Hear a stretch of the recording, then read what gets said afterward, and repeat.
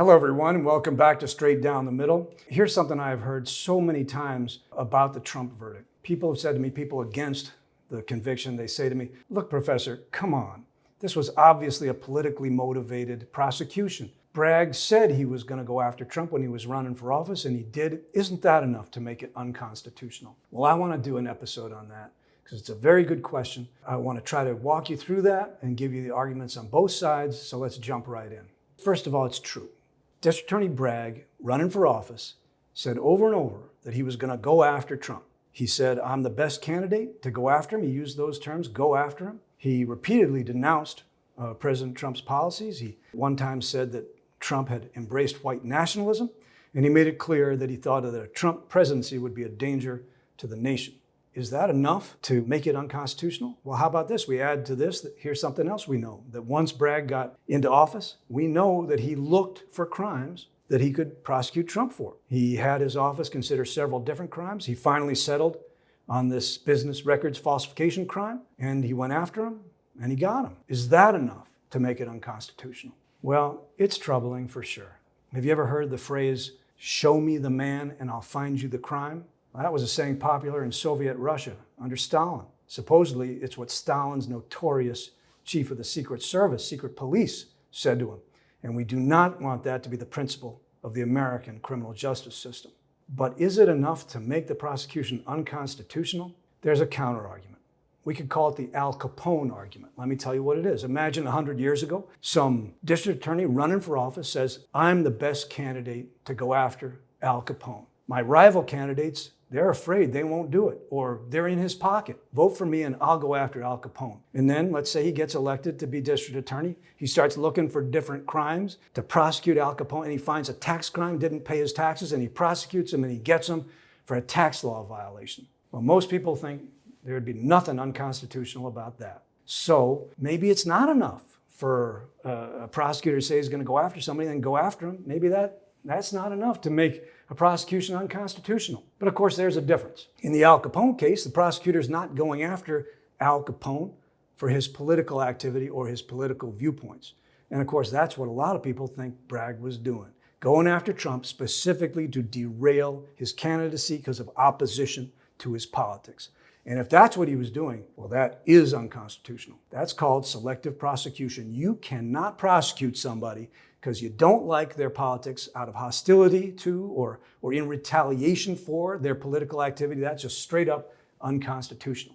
The problem is, it's difficult to prove. Courts have made that kind of claim especially difficult to prove. So many of us might feel on both sides, Democrats, Republicans, conservative liberals might feel, hey, that's what it feels like Bragg was doing, but the courts have made that kind of claim very hard to prove.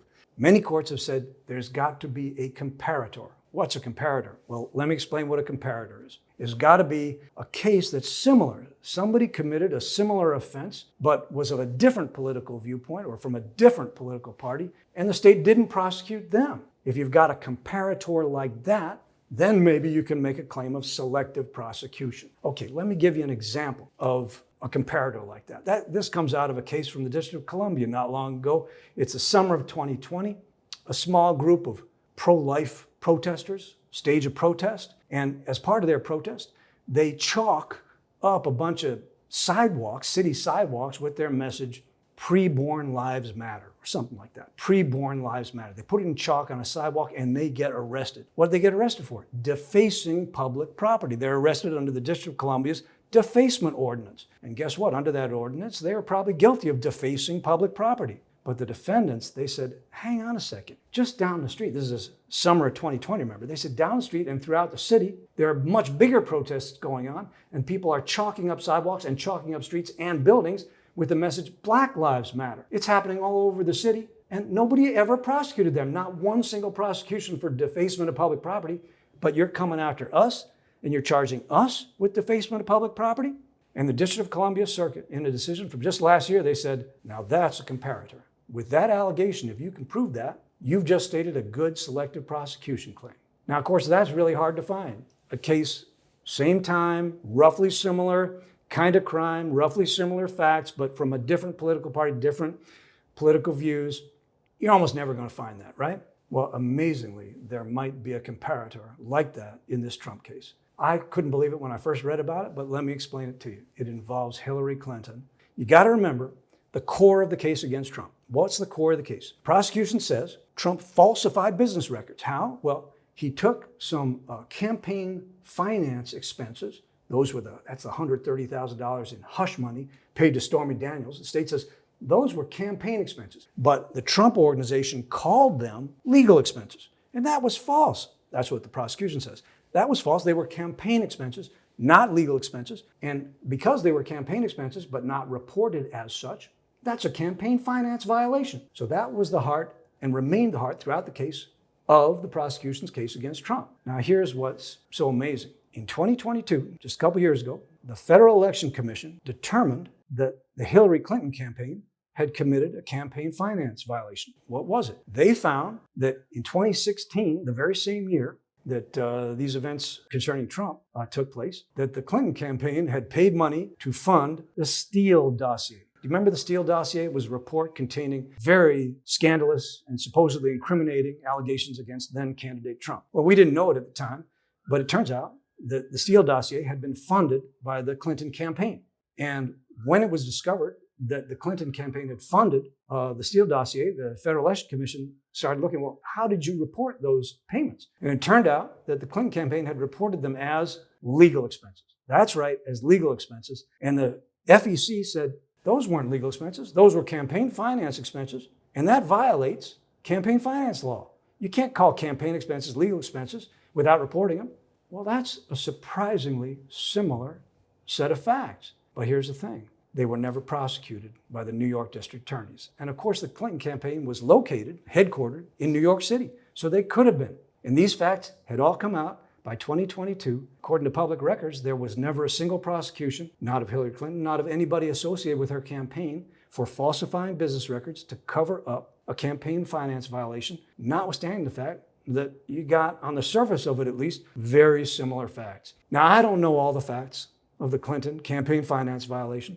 I only know what's in the FEC public record. But if we accept that public record for what it is, it sure looks like a very similar case. The Clinton campaign called campaign expenses legal expenses to cover up a campaign finance violation, but was never prosecuted for that by the district attorney in Manhattan. If that's true, well, that might be the kind of comparator the courts demand. That might show selective prosecution. A lot of you have asked me the following question. What's up with the issue of jury unanimity in the Trump hush money conviction? Now, this is a thorny one. I'm going to warn you in advance. This is for people who like to get into the legal weeds, because this issue of jury unanimity is a tough one. Tough one to understand, tough one to get through. But I'm going to walk you through it.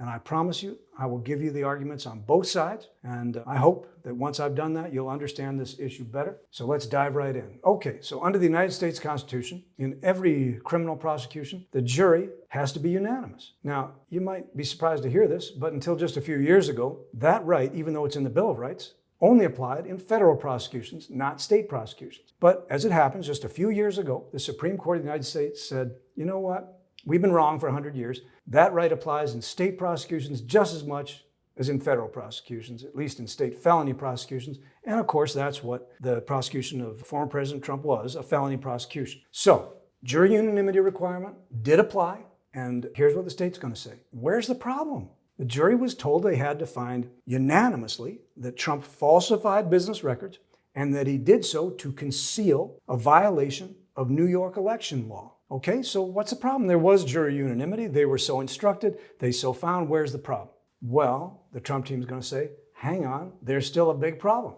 Because that New York election law violation, what did that New York election statute say? It said that it's illegal for two or more people to agree to work in concert to influence an election through unlawful means, that is, by violating some other statute.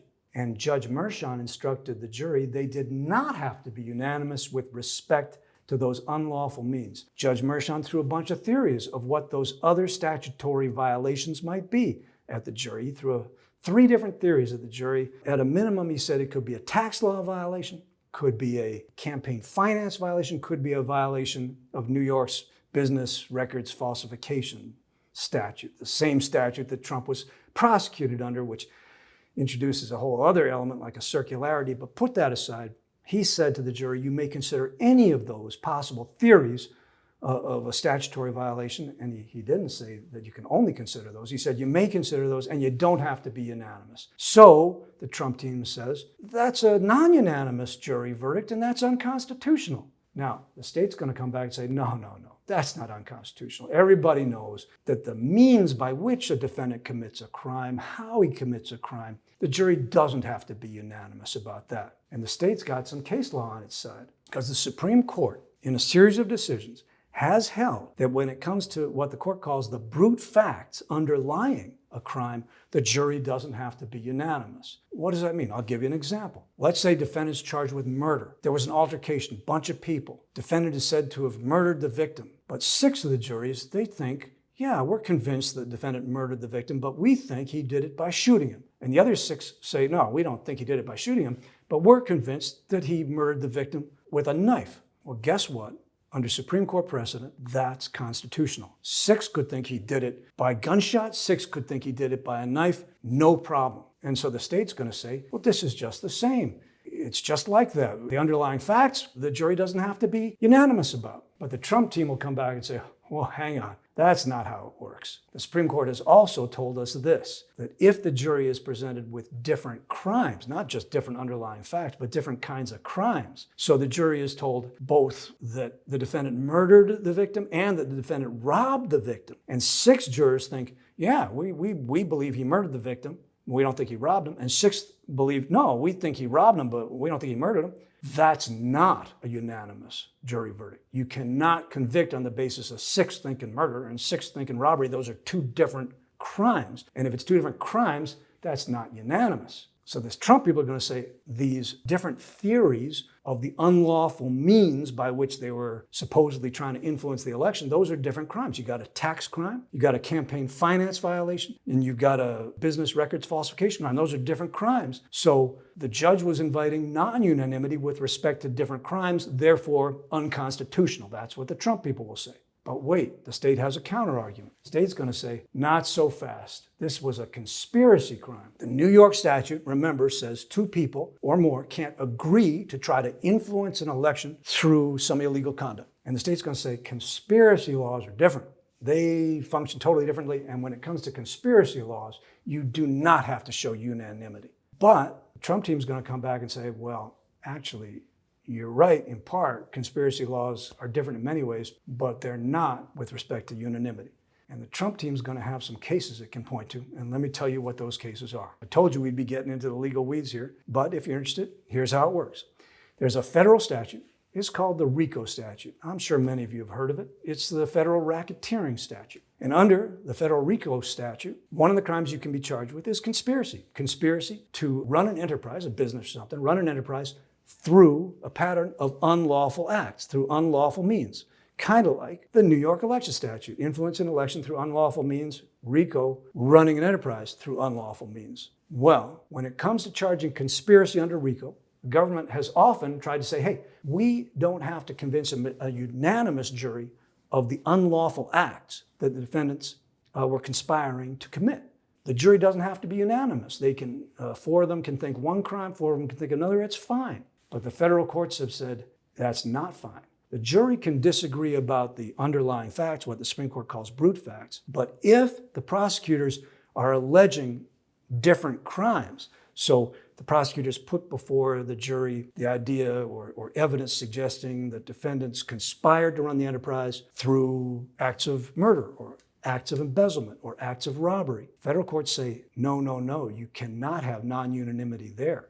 The jury has to agree unanimously on the kind of crime that was involved. But here in the Trump prosecution, Judge Mershon specifically instructed the jury in this conspiracy offense that the prosecution could throw before the jury different crimes that the conspiracy was directed toward. The tax crime, the campaign finance offense, or possibly violations of New York's business records falsification statute. And the jury did not have to be unanimous when it came to these different kinds of crimes. So Trump lawyers are going to point to these federal RICO cases and other cases going to say, no, that was unconstitutional. That violated the requirement of a unanimous verdict. Okay, we kind of got into the weeds here, But those are going to be the arguments. They're going to be made on appeal. I hope that this has at least clarified it for you. I will have more episodes answering other questions about the Trump verdict.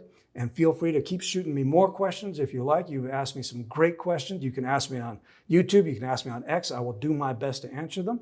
I might even feature them in another episode. And I'm also going to be doing episodes on major Supreme Court cases as they come down this month. So if that's of interest, I hope you'll tune in. Goodbye and thanks.